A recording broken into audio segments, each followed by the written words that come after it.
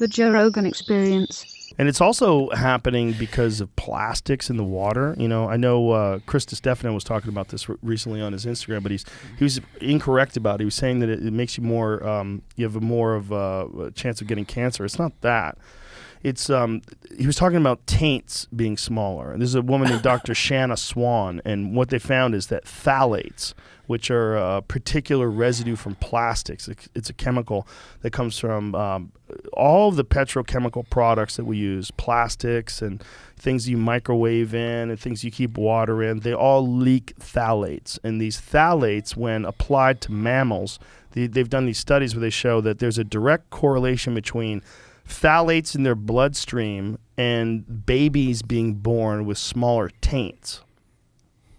Is it true? Yes, it is true. So it's the distance between your dick and your asshole.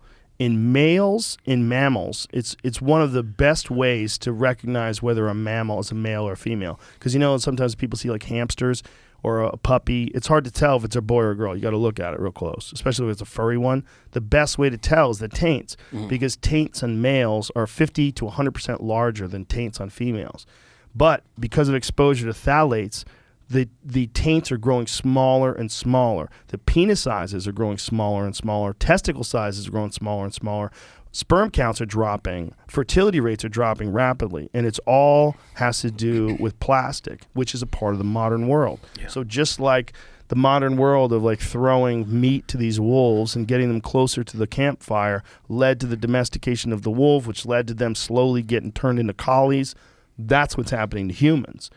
We are literally, not just because of our environment and our society and the cushy nature of our existence in 2022, but also the introduction of petrochemical products is a direct correlation.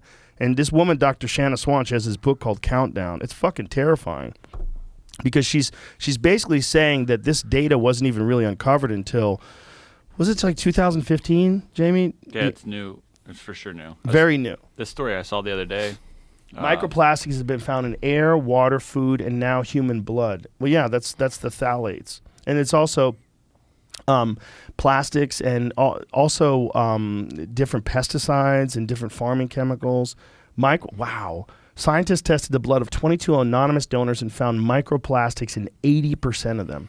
This is wild shit, man, because it's literally changing the hormonal profile and the reproductive systems of human beings, and making us weaker, making us less masculine. It's kind of pick your poison, though, right? Because like the modern world makes you live longer, but sort of, but you live like a bitch. You live like a bitch. Yeah. Previous research had found we inhale and ingest enough microplastic pieces of plastic to create a credit card each week. Holy shit. But until now, scientists didn't know whether those particles were entering the bloodstream. Ingest enough microscopic pieces of plastic to create a credit card each week. Yeah. Holy fuck, man. Yeah. It's a lot. Holy fuck. I clicked the thing. It says there's about 2,000 tiny pieces of plastic each week that equal the weight of a credit card. Damn. But where's it coming from? Most of it's coming. Oh, it says making their way into our food, drinking water, and even air. But it says it's on CNN. They might be lying. Do you shit it out, or is it like becoming part of your body and is toxic? No, it becomes a part of your blood. It gets in your bloodstream. Brutal. Well, this is the awareness of microplastics and their impact of the environment is increasing. This study has helped provide an accurate calculation of ingestion rates for the first time. So pull up that woman's book, Dr. Shanna Swan. I recommend everybody, if you don't want to buy her book or get her audiobook, please at least listen to her on the podcast because it's fucking wild. Because when she details the impact, the direct correlation between the invention of these petrochemical products and where we're at right now in terms of like sperm rates, taint sizes, testicle sizes, penis sizes, and with women, it's miscarriage rates and rates of fertility. Everything is getting affected by these plastics to the point where, you know, she's like, you shouldn't use any of that stuff. Don't drink out of plastic bottles, all that. It's wild shit, man. It makes sense. Like, it does make sense, but it's terrifying that we didn't know about it until 7 years ago. Yeah. Well, that's what it seems like. Capitalism pushes something forward because it's cheap and efficient and it serves the bottom line, and then we find out about the consequences like later because the consequences are often inconvenient to the bottom line. Yeah, man. And they try to suppress it for as long as possible, and then. Is there a way even to live without plastic in this age without completely revamping the entire society?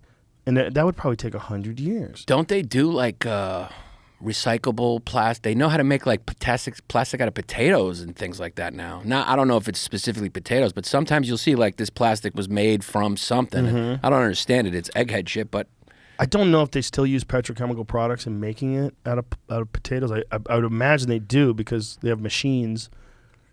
Maybe it just doesn't get into the actual product, but like I know they can make hemp plastic. Yeah. And hemp plastic is actually biodegradable. Yeah.